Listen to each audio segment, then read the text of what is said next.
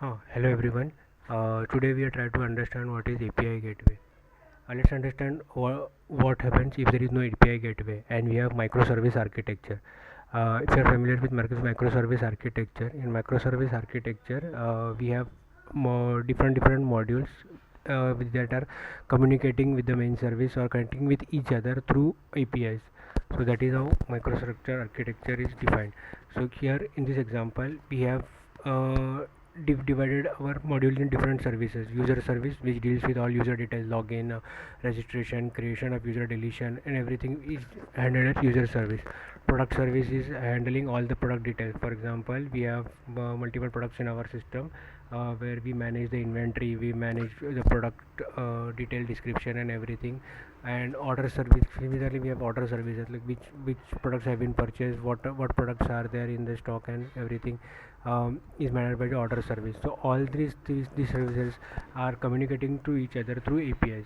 Now when if there is no API gateway, so when you have to create a client application and you want to do some activity based on based on your user preference. For example, if you want to create a user, so you will, from the client application, you will have to call the user service in order to create the user. If you want to fetch products from the DB, so you will be using products service, and you will be fetching that. Order service, so you will have that API or the URL for the order service to check your previous orders. So client has to maintain all these different URLs in the code. For example, if you're using an Angular application, you will have to use all these URLs in your code. So the problem with this is client must know all the service URLs, okay, whatever service. Authentication is duplicated. One problem that is highlighted is at service use every service will have their own authentication code, and that code might be repeated. For example, if all three services are using node.js application, and node.js has a standard way of using an authentication by using JWT, then this code is repeated in all the three services. And if there is a change in the method of the token, or some preference is changed at the org level, then all the three services are affected. We have to change at three places. So authentication code is duplicated over there, and it is harder to manage the route, because client, suppose if you add a remove or route, so you have to again inform in the client application, and client application has to again change it and redeploy the application. So this problem is solved through API gateway. So what happens is client communicates to a API gateway, where we client has only one URL to fetch the data. For example, if you want to fetch the products API, your API or entry point will be still gateway, and there whatever URL you want, you can specify that. But you don't want to know that there is a different product service, different order service, different user service. So for client application, there is only a single entry point, which is nothing but API gateway. So the another advantage of it is that is centralized authentication. So for example, if all these applications are in Node.js, and then we don't need a different authentication for user service and product service. Why? Because this service will communicate internally or through API gateway only. These services are not exposed on the over the internet, so they are not directly accessible. Only the API gateway is directly accessible.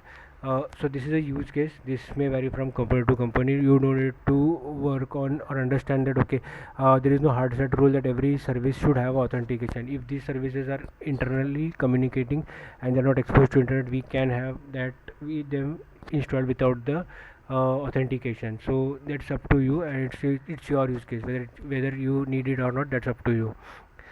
Then request routing. So for example, in the suppose you add new services, then you don't need to change the client code in the in the API gateway code. You can just add it through a config, which will just add you edit in the config, and you have to just restart the server. That's it. No code changes are needed at the API gateway. Other request handling techniques like rate limiting, where you can check at what number of you can limit the number of requests for the particular user, so that you don't have to do it in all three services. For example, if there is no API gateway, then you have to add the rate limiting logic in user service, product service, and order service, because we don't know that which client will be hitting user service continuously or product service. So API gateway is a single point, so we know that ultimately all the requests will be coming from API gateway only. So we can put a rate limiting at the central point with API gateway.